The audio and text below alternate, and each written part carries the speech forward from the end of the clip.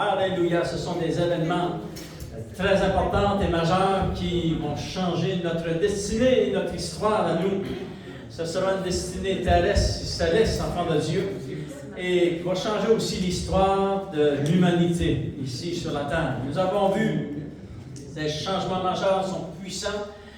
Seulement le Seigneur peut les accomplir. Il n'y a pas aucune autre personne qui peut accomplir ces changements majeurs. Pour nous, les chrétiens, nous entrerons dans notre destinée terrestre et notre destinée céleste planifiée par Dieu dans le royaume de Dieu et pour le royaume de Dieu. Parce que vous savez que lorsqu'on est né de nouveau, nous avons été transportés dans le royaume de Dieu.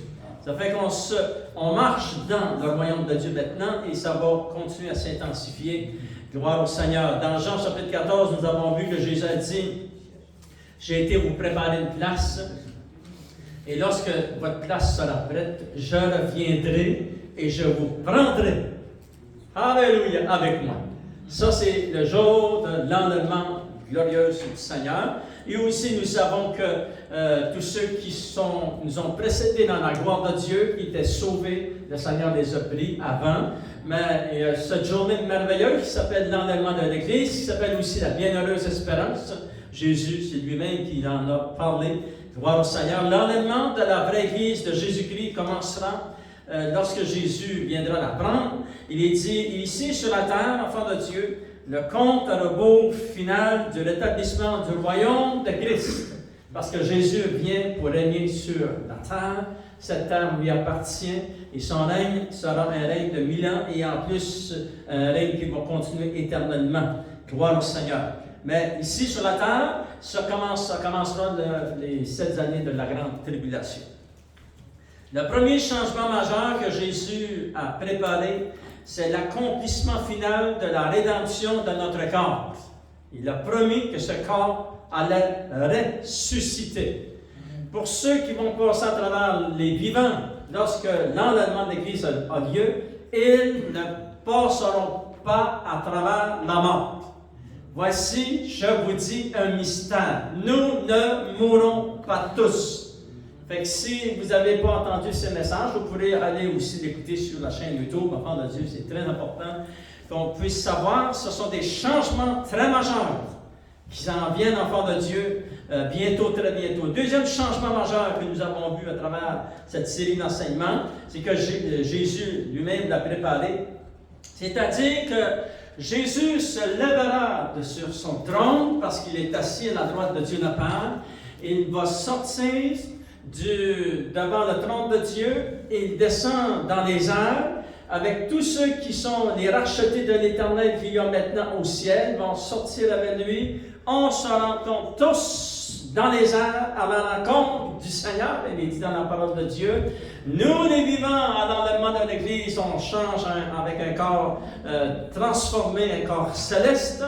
Et tous ceux qui nous ont précédés dans la gloire, eux aussi ressusciteront. Ça fait partie de la première résurrection. Gloire au Seigneur. Ça, c'est vraiment, vraiment important pour l'Église du Seigneur. Et ce matin, lorsque nous ouvrons la parole de Dieu, nous avons vu dans l'enseignement précédent comment le Seigneur lui-même nous avait promis dans Hébreux chapitre 2, verset 13, c'est lui, enfant de Dieu, il vient nous chercher sur la nuée. Il y a beaucoup de raisons, on a vu quelques-unes raisons. L'une de ces raisons, c'est parce que c'est lui-même qui nous présente, qui nous fait entrer devant le trône de Dieu, et c'est lui-même qui nous présente à son Père. Il y a beaucoup de versets qui parlent de cela dans la parole de Dieu. Hébreux chapitre 2, verset 13, c'en est un verset, et ça dit ceci, lorsqu'il va présenter sa fiancée à Dieu le Père, il va dire ceci, « Me voici, moi et les enfants que Dieu m'a donnés. » Il nous présente à son Père. Alléluia. Maintenant, enfant de Dieu, à quel endroit nous présentera-t-il à son Père? Et c'est ça que nous allons découvrir ensemble dans la parole de Dieu, dans le psaume 24. Lisons, s'il vous plaît, ensemble, enfant de Dieu, parce que ce sont des changements vraiment importants et puissants que nous vivrons. Alléluia. C'est-à-dire, Jésus est descendu sur la nuée, chercher sa fiancée, il la fera entrer par la grande porte afin de la présenter lui-même à son Père. Alléluia. Regardons dans le psaume 24, il y a beaucoup de versets dans la parole de Dieu qui nous parlent de cette...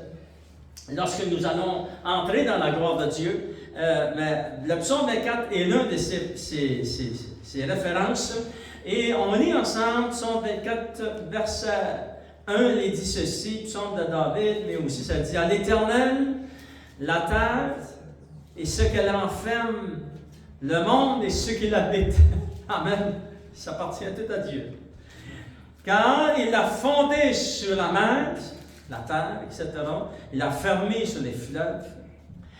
Et la grande question est soulevée, qui pourra monter à la montagne de l'Éternel? Qui s'élèvera jusqu'à son lieu saint? Qui pourra se présenter devant le trône de Dieu? C'est ça la question. Il s'est dit, qui pourra s'élever jusqu'au trône de Dieu? C'est celui ou celle qui a les mains innocentes et le cœur pur. Celui qui ne lie pas son âme au mensonge et qui ne jure pas pour tromper. Cette personne-là, verset 4, ça nous décrit un peu les critères que nous avons besoin pour participer à l'enlèvement. C'est très important. Amen. Verset 5, ça dit, cette personne ou ce fils ou cette fille, il obtiendra la bénédiction de l'Éternel et la miséricorde du Dieu de son salut. Voilà le partage de la génération qu'il invoque. Et nous qui invoquons le nom du Seigneur. Voilà notre partage, enfant de Dieu. Il s'est dit de ceux qui cherchent ta face, ô Dieu. Alléluia. Combien de fois l'ennemi est venu placer dans notre cœur des pensées, tu sers Dieu pour le rien, ça va t'amener à nulle part, mais c'est des mensonges, enfant de Dieu. Parce que tu as cherché Dieu, cela va t'amener avec des grandes bénédictions. C'est l'approbation que Dieu a pour ceux qui vont participer à cette journée spéciale.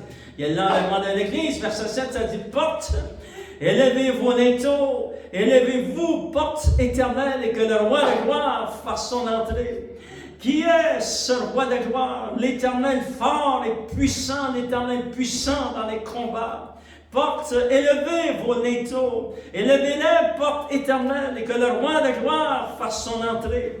Qui est donc ce roi de gloire? L'Éternel des armées. Voilà le roi de gloire. Alléluia. Seigneur, nous voulons te remercier.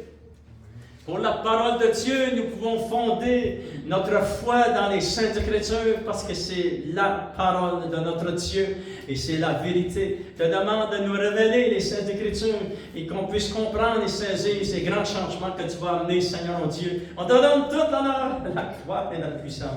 Et au nom de Jésus, gloire au Seigneur. Père de Dieu, ici nous voyons dans le psaume 24, le roi de gloire fait son entrée. Parce qu'il est sorti, il descend sur la nuée, dans les airs, excusez. Mais ça veut dire qu'il faut qu'il rentre de nouveau. Amen.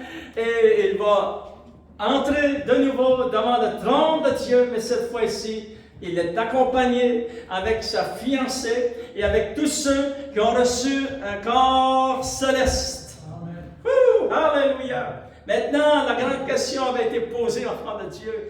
Qui pourra monter à la montagne, à la sainte demeure de l'Éternel Dieu?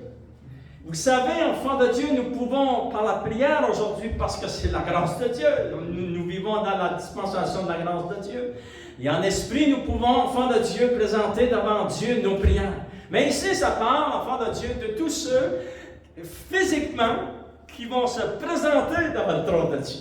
Avec un corps, mais c'est pas un corps comme nous avons maintenant, parce que ce corps ne peut hériter le royaume de Dieu. C'est pour ça que la résurrection existe. Il est écrit dans 1 Corinthiens chapitre 15. C'est clair dans la parole de Dieu, c'est très clair. Je vais vous le montrer à part de Dieu, qui n'est pas écrit ici en avant.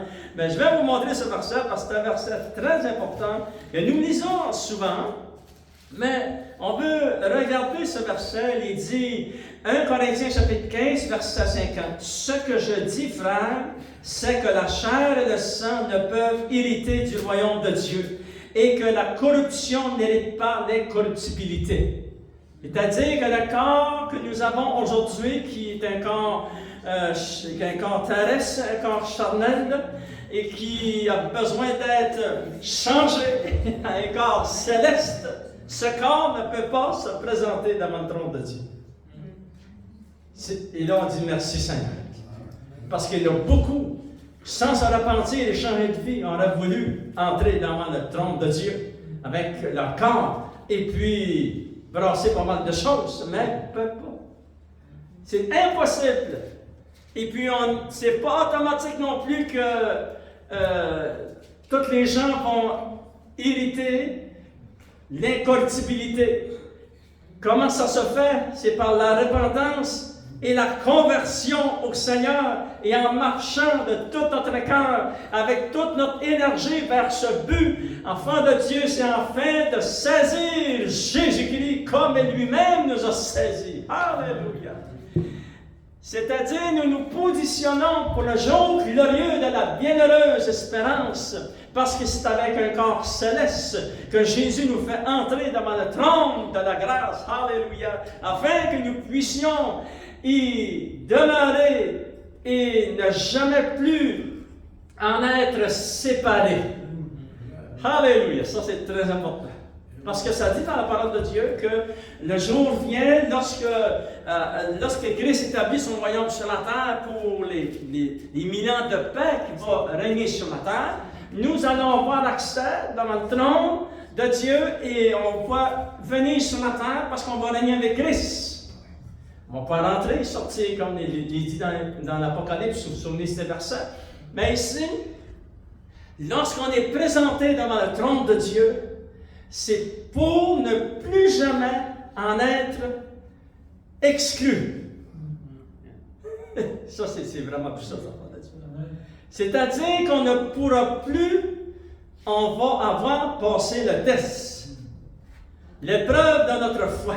Nous allons toujours être avec le Seigneur dans toute notre personne, mais avec un corps céleste. Alléluia. Et on ne vivra plus, on ne pourra plus en être séparés. Et ça, on dit merci Seigneur.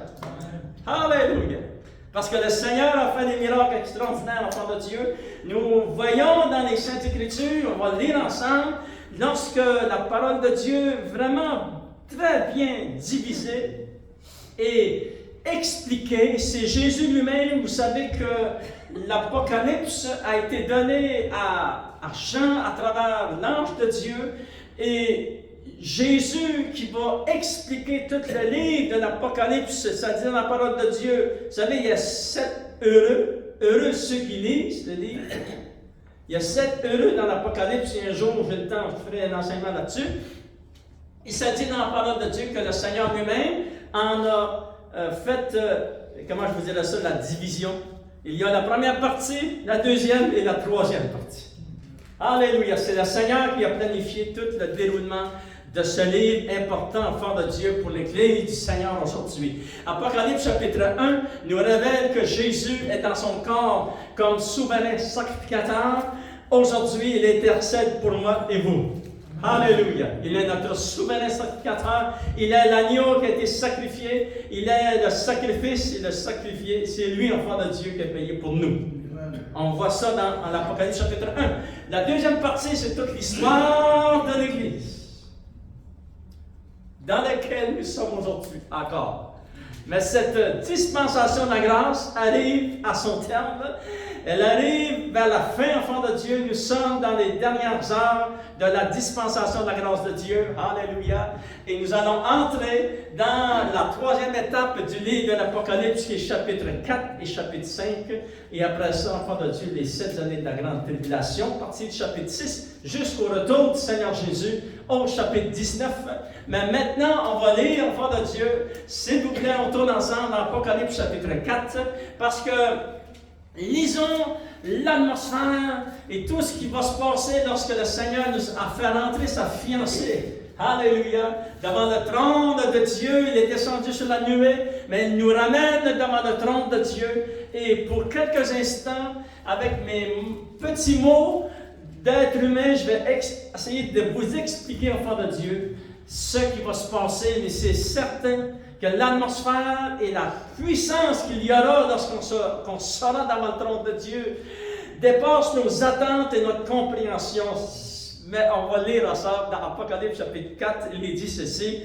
Apocalypse chapitre 4, après cela, je regardais, voici une porte était ouverte dans le ciel. Alléluia. Une porte était ouverte dans le ciel. Dans la parole vivante, ça dit que après cela, j'ai eu une nouvelle vision. C'était comme une porte ouverte par laquelle je pouvais voir à l'intérieur du ciel. Alléluia. L'apôtre Jean a vu, enfant de Dieu, cette grande révélation du trône de Dieu. Gloire au Seigneur, et ça c'est très important. Maintenant, lorsque nous lisons Apocalypse chapitre 4 et chapitre 5, nous sommes déjà entrés. Amen. Notre entrée a été faite, c'est le Seigneur qui nous a amenés là, enfant de Dieu. Alléluia. Maintenant, nous sommes là, dans la présence de Dieu, attendant, parce que ce n'est pas encore la grande tribulation sur la terre, ça va commencer dans chapitre 6, mais nous sommes arrivés chez nous à la maison. Alléluia, gloire au Seigneur. Et là, enfant de Dieu, lorsqu'on lit ce verset, on découvre ensemble la première chose que Jean a vue, qui fait référence à l'enlèvement de l'Église, Apocalypse chapitre 4 et chapitre 5, décrit l'atmosphère et tous les gens qu'il y a, les saints qu'il y a, enfants de Dieu, des myriades et des myriades, et des anges, etc. On va lire ensemble à Apocalypse chapitre 4, il est dit, verset 2, aussitôt je fus ravi en esprit, et voici la première chose qu'il a vue lorsqu'il a forcé la porte du troisième ciel. Il y avait un trône dans le ciel. Ça, c'est très important. Parce que ce n'est pas les hommes qui sont le centre de cette vie. C'est le trône de Dieu, celui qui est assis sur le trône. Ce n'est plus le moi. Comme nous, comment je vous dirais ça? On est tellement, il y a tellement de choses de la chair, du monde qui nous est présentée à chaque jour. C'est comme harcelé, Mais ça, c'est la vie terrestre. Mais ça va tout changer. Parce que c'est plus l'homme, c'est plus l'être humain qui est le centre. Regardez, on va le lire ensemble. Aussitôt je vis, je fus rendu en esprit, et voici, il y avait un trône dans le ciel. Et sur ce trône, quelqu'un était assis. Et là, on arrête tout de respirer. Amen. On a tout arrêté de respirer parce qu'on a entré dans le trône. Et enfant de Dieu, le troisième ciel, il y a un trône et quelqu'un est assis. Et là, on attend pour voir ce qu'il va dire. Amen. Et ça dit, enfant de Dieu, celui qui était assis avait l'aspect d'une pierre de jaspe et de sardoine. Et le trône était environné d'un arc-en-ciel semblable à de l'émeraude. Autour du trône, je vis 24 trônes. Voyez-vous? Qui sont accompagnés des 24 vieillards. Nous avons vu dans l'enseignement précédent que 12 représentent les saints de l'Ancien Testament et que 12 représentent les saints du Nouveau Testament. Il s'est dit, autour du trône, je vis 24 trônes. C'est très important, frère de Dieu. C'est-à-dire que lorsque nous sommes avec le Seigneur, et parce que nous avons assisté et participé à ce grand événement, et qu'on a reçu notre corps céleste, nous avons été positionnés dans la fiancée. Et la fiancée va être assise sur les trônes. Alléluia, avec les saints de l'Ancien Testament et les saints du Nouveau Testament, tous ceux que le Seigneur va permis qu'ils soient dans cette catégorie, parce qu'il y a différentes catégories aussi. Amen. Alléluia. Et ça dit, enfant de Dieu, autour du trône, c'est-à-dire autour du trône de Dieu, je vis 24 trônes, et sur ces trônes, 24 vieillards assis, revêtus de vêtements blancs, et sur leur tête des couronnes d'or. Du trône sortent des éclairs, des voix, des tonnerres, et devant le trône brûlent 7 lampes ardentes qui sont les 7 esprits de Dieu. Et nous avons vu qu'est-ce que c'était les 7 esprits de Dieu, c'est la plénitude du Saint-Esprit. Nous avons vu ça dans les dernières réunions, enfants de Dieu. Il y a encore devant le trône comme une mer de verre semblable à du cristal. Et au milieu du trône et autour du trône, il y a ces 4 êtres vivants remplis d'œil devant et derrière. L'un ressemble à un veau, etc., etc. L'autre ressemble à une face d'être humain. Vous pourrez le lire. On les trouve aussi dans Isaïe chapitre 6. Ce sont des séraphins très importants, sont toujours continuellement devant le trône de Dieu. Et ils crient jour et nuit, Saint, Saint, Saint, est le Seigneur, le Dieu Tout-Puissant qui est assis sur le trône.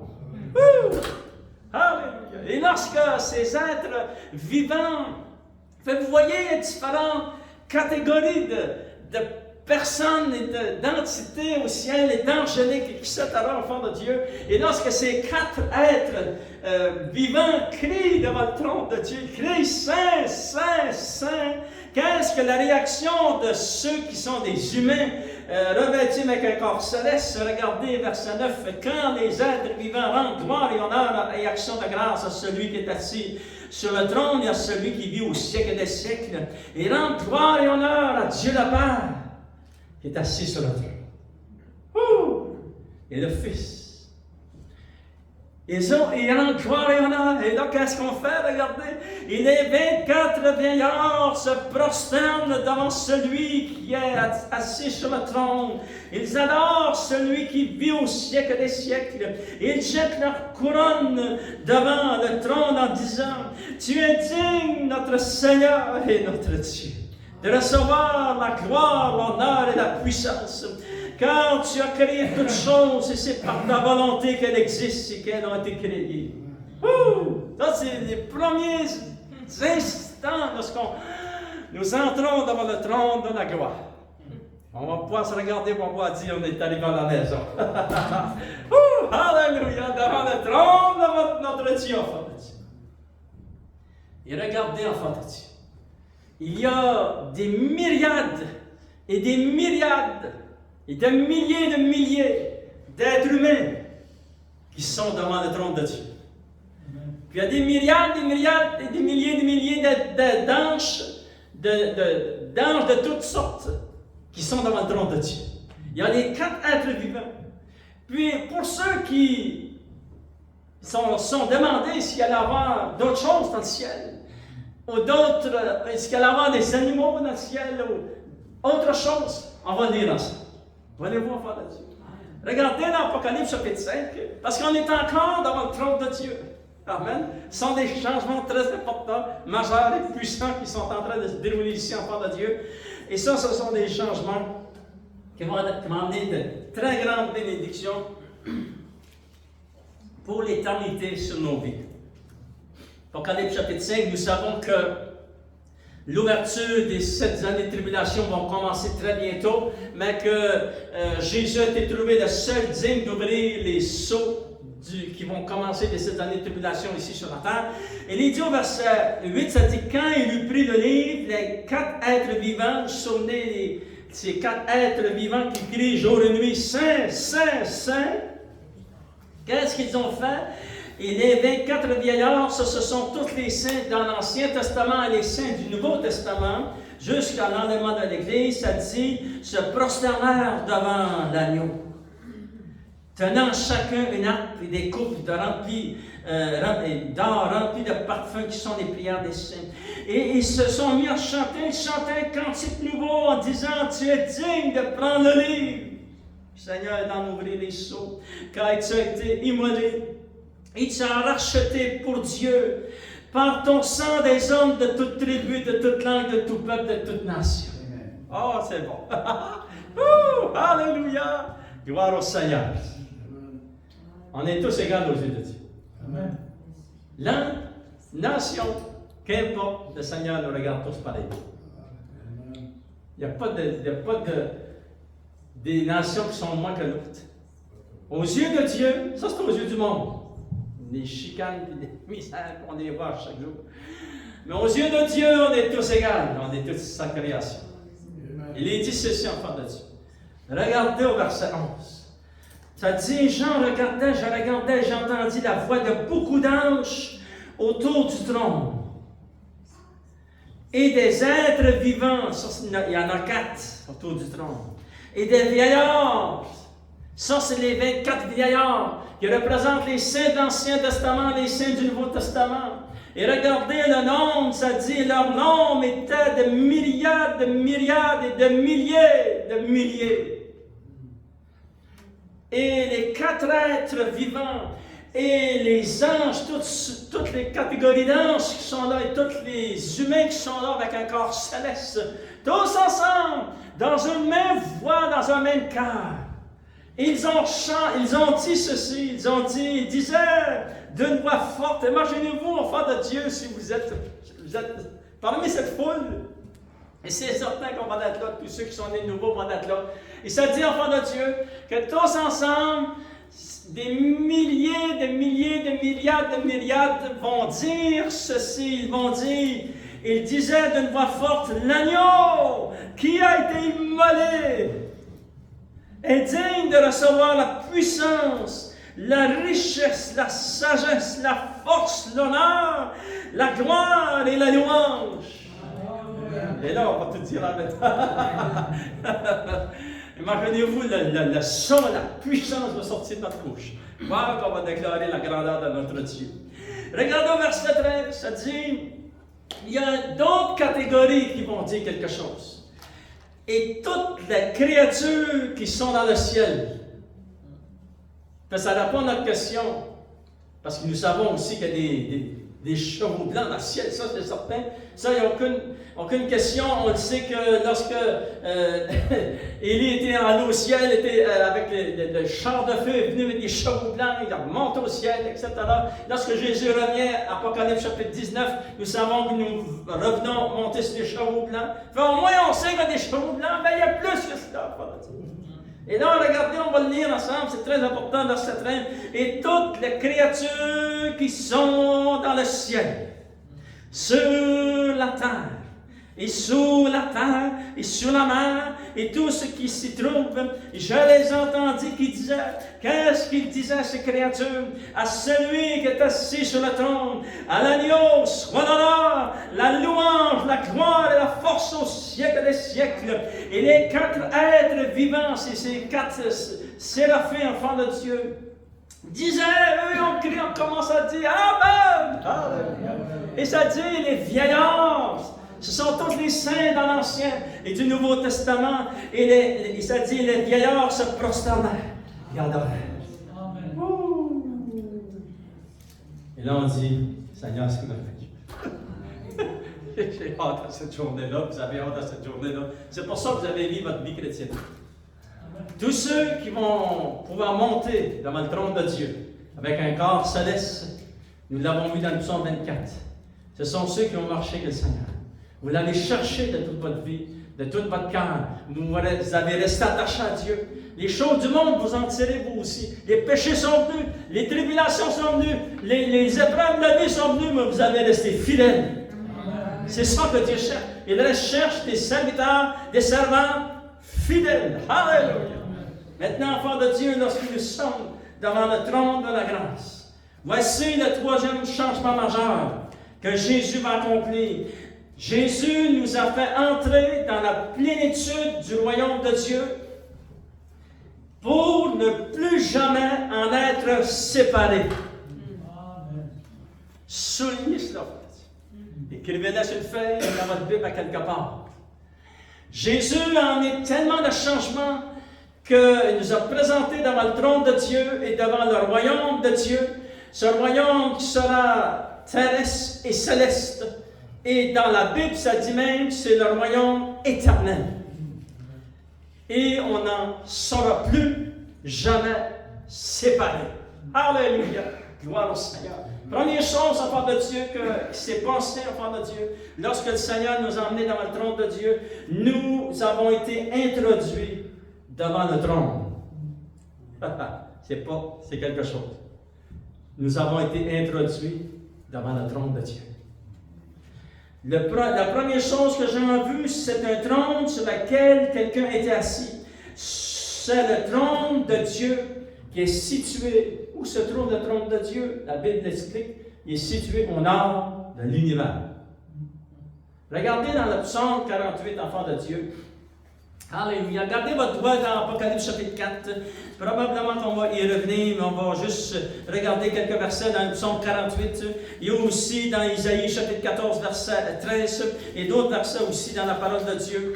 Alléluia. Où est le trône de Dieu? Le trône de Dieu est situé au nord de notre univers.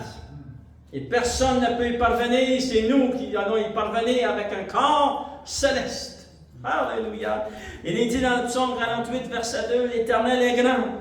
Il est l'objet de toutes nos louanges. Dans la ville de notre Dieu, sur sa montagne sainte, belle est la colline, joie de toute la terre, la montagne de Sion, celle qui est au ciel, enfant de Dieu. Cette montagne, présentement, est au ciel. Le côté septentrion du nord, enfant de Dieu, c'est la ville du grand roi. Dieu, dans ses palais, est connu pour une autre retraite. Alléluia. Le trône de Dieu est situé au nord de notre univers. Alléluia. Et c'est là qu'on s'en va au mois de 7 ans. Gloire au Seigneur. Deuxième chose, enfant de Dieu, que le Seigneur a fait lorsqu'il nous a fait entrer devant le trône de Dieu. Il nous a introduits devant le Père. Alléluia. Il nous a introduits devant notre Dieu et notre Père. Jésus l'avait dit. Lorsque tu pries, dis notre Père. Il est ton Père. Peut-être qu'on a vécu avec des pères qui étaient difficiles. Mais ton Père dans le ciel, il est ton Père. Et même que tu seras orphelin, il va devenir ton Père lorsque tu cries à lui. La parole de Dieu déclare ceci.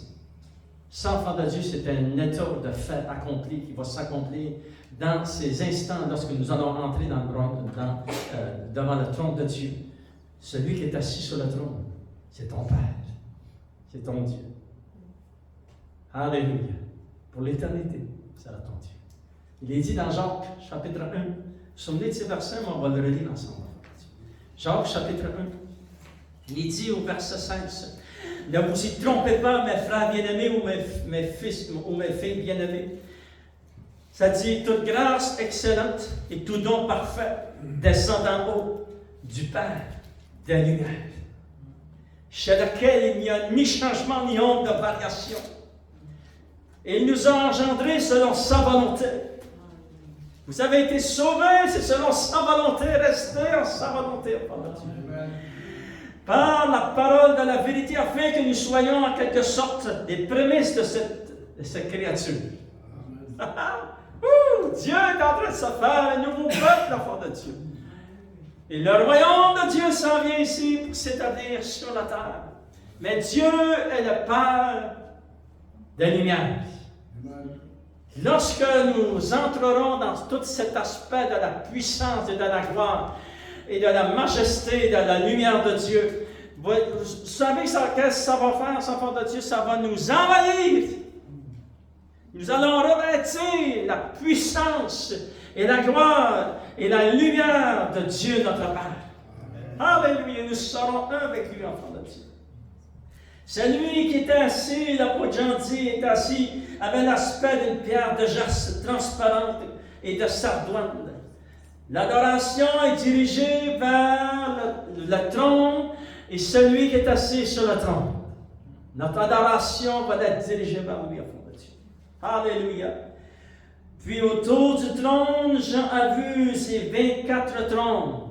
Et ça, enfant de Dieu, n'oubliez pas cela parce qu'on va en avoir besoin dans les prochains enseignements. Pourquoi 24 trônes? Alléluia. C'est merveilleux. Tout ce qui s'en vient pour les enfants de Dieu, c'est glorieux, enfant de Dieu. Maintenant, enfant de Dieu, il est dit que Dieu est lumière. Nous savons que la parole de Dieu déclare aussi dans 1 Jean chapitre 1. Et on va le lire ensemble en terminant parce que le temps nous manque, mais il faut qu'on se place dans le contexte. Dieu le Père et Dieu le Fils sont un. Et Dieu le Saint-Esprit sont un. Je ne peux pas juste accepter le Fils et je ne peux pas refuser le Père. Je ne peux pas juste accepter le Père et refuser le Fils.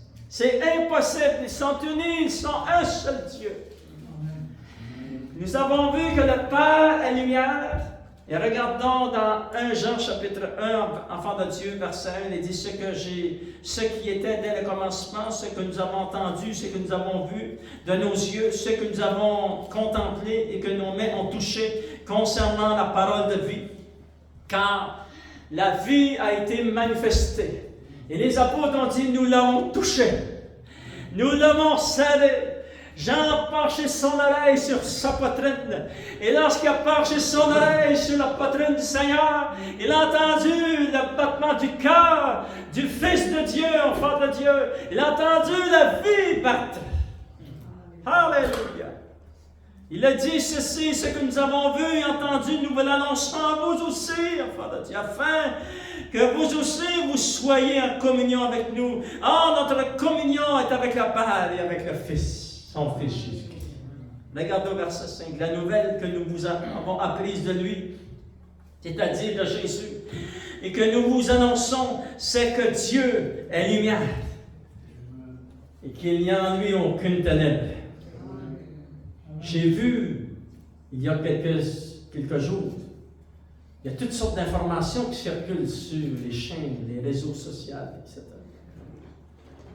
C'était quelqu'un qui disait que Jésus n'était pas Dieu.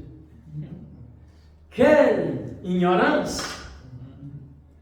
Nous savons, nous connaissons Dieu, nous connaissons le Fils et Dieu le Père avec la parole de Dieu, avec les révélations de la parole de Dieu. Jésus est Dieu et Dieu le Père est Dieu. Dieu le Père, Dieu le Fils et Dieu le Saint-Esprit. L'apôtre Jean, par révélation, il va nous déclarer ceci dans Timothée, enfant de Dieu. Je vous le lis parce qu'on est en train de se placer dans le contexte. Parce que je vais, pour quelques minutes, vous expliquer la signification de la lumière de Dieu. Il est dit dans 1 Timothée chapitre 6, verset 14, de garder le commandement et de vivre sans tache, sans reproche, jusqu'à l'apparition de notre Seigneur Jésus-Christ, que manifestera en son temps le bienheureux et souverain, le seul souverain, roi des rois, le Seigneur des seigneurs, qui seul possède l'immortalité, qui habite une lumière inaccessible, que nul homme n'a vu ni ne peut voir. Mais les hommes qui vont voir, qui vont habiter devant le trône de Dieu, et dans la plénitude de la lumière de Dieu, ce sont tous ceux que leur corps va avoir été revêtu de ce vêtement céleste. Amen. Voyez-vous, Jésus est le Fils. Il est la lumière du monde. Juste pour quelques instants, regardons quelle est la définition que nous pouvons expliquer de Dieu qui est lumière et Jésus qui est lumière. La lumière, enfant de Dieu, est éternelle. Elle ne s'éteindra jamais. Elle est la source de la manifestation de la vie. La création commença avec la lumière. La lumière ne change pas, elle ne meurt pas. Elle ne peut être éteinte et elle ne le pourra jamais. Elle ne cessera jamais d'exister. Elle sera toujours là parce que Dieu est Dieu d'éternité en éternité. L'apôtre Paul, lorsqu'il parle de Jésus qui est lumière et qui habite une lumière inaccessible, lui seul possède l'immortalité, habitant la lumière inaccessible. Le mot ici, enfant de Dieu, le mot d'origine grecque pour la lumière est phos. P-H-O-S. Qu'est-ce que ça veut dire? Ce mot veut dire cette lumière qui n'a jamais été allumée et qui ne pourra jamais être éteinte. C'est la lumière éternelle de Dieu. Alléluia. Le mot immortel en grec qui dit athanasia, qui signifie non seulement immortalité, mais elle est aussi utilisée pour parler du corps glorifié. Donc nous allons revêtir. Alléluia. Et enfants de Dieu, je pourrais vous dire, si nous serions 2000 ans passés, je pourrais dire comme les apôtres, Jésus revient bientôt. Mais nous sommes 2000 ans plus tard. Et dans les dernières heures de cette Église, du temps de la dispensation de la grâce de Dieu, et là je peux vous dire, c'est certain encore, Jésus revient bientôt. Et ce corps céleste que nous revêtirons sera rempli. C'est pour ça que nous allons revêtir l'immortalité enfant de Dieu. Christ est monté à la droite de Dieu le Père. Alléluia. Et il demeure dans cette lumière. Et cette lumière est éternelle. Elle ne s'éteindra jamais. Et c'est pour ça que vous allez vivre éternellement. Parce que vous allez entrer dans ce niveau de gloire et de puissance. Quel changement majeur que Jésus nous a introduit devant le trône de Dieu et devant notre Dieu et notre Père. Souvenez-vous qu'il est le Père de lumière. Et cette vie, nous serons envahis de cette vie. La vie de la puissance, de la lumière de Dieu. Lèvons-nous sous ensemble, enfants de Dieu. Alléluia. Et on va chanter certainement un chant de victoire en terminant. Et remercier le Seigneur de tout notre cœur. Que moi, je n'avais jamais pensé de vivre autant de miracles. Lorsque j'ai été sauvé, je me disais, Seigneur, c'est suffisant. Je suis sauvé. Maman au ciel. Mais le Seigneur en avait plus. C'est la même chose pour vous. Lorsque vous avez été sauvés, il a fait plus. Il a dépassé nos attentes. Il nous a emmené des bénédictions qu'on n'aurait jamais pensées.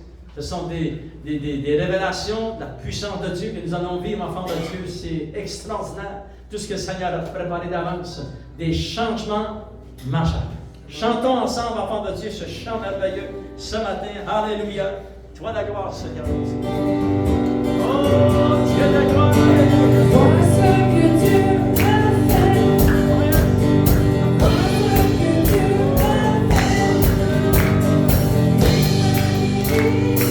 Il m'a touché juste maintenant. Il m'a sauvé.